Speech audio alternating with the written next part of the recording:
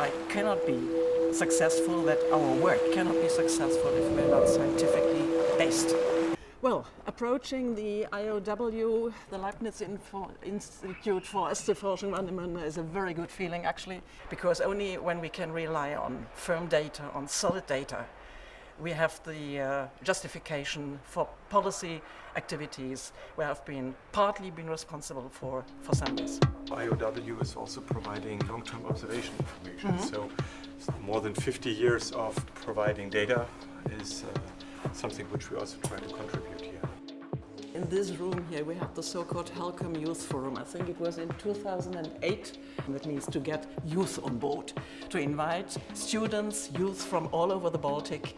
And we're sitting in this room here having workshops, we're having parties at night, of course, just to bring youth together and to make them interested in issues of the Baltic Sea.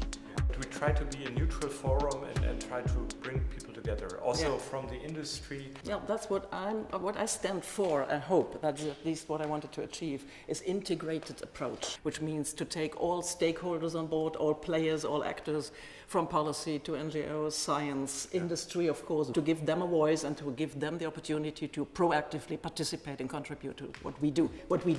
I fully agree. This should be an holistic approach. Yeah. Heike, remember, we are only poor civil servants. Yes.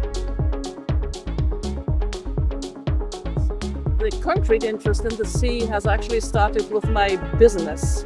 In the ministry, when taking up the post, being responsible for marine protection issues. I mean, our private home is in a low mountain region, actually in the southwest of Germany, so there was no intrinsic link, so to say. I'm interested in what I'm doing, and that's really a positive feeling, I can say. You needn't urge me to do that. I do it voluntarily, and I do it fully hearted. So if there is a secret, then it is that. Well, first and foremost, I think it's fighting eutrophication. But I think the issue that concerns me most, for the time being actually, is the political impact on our cooperation. And isn't that now the issue which we have to tackle first? The political situation around the Baltic Sea is of utmost importance right now. We are here in the harbor of Rostock actually, and that gives me the perfect link to point to one aspect which is very important for the Helcom work, and that is addressing shipping issues. You can imagine that if you have 9 partners around the table, there is not always a unanimous vote at first sight, so you have to negotiate, you have to bring together different positions, different political positions even. And the task then was and still is to find compromises in the end, to find one common way, one solution, and that in the end always needed to include as many partners as possible. When I started this job in Helcom, the first agenda which I received, and my first idea was, when I had a look at that agenda, I said, hey, I mean, we have half an hour for agenda item 1, half an hour for agenda item 2, and an hour coffee break. I mean, if you would shorten the coffee breaks a little bit and widen maybe the other time, that might perhaps be of some help.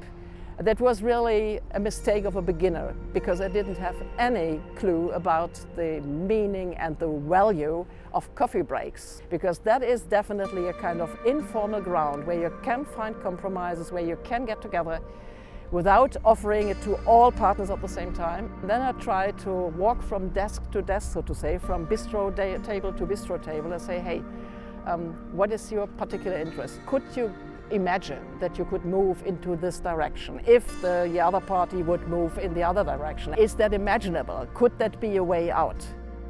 And that is diplomacy, by running from one bistro table to the other and trying to bring people together in an informal context so that we could get back to the table in the morning, maybe with a solution, or at least 90% of that. It doesn't make sense to point to industry only, or to fisheries only, or to agriculture, or to whatever. The question is, how can we all together do our best to come to a kind of balance? But they all need to be involved, they all need to be addressed, and they all need to be taken on board in the end. Great. Definitely great. And well, it was definitely overwhelming to receive this message, I must say. And for me personally, I'm 60 plus old, 60 plus 6 years old, and it feels like a kind of lifetime award for me, because the absolute positive component of that prize is that it comes from outside my bubble.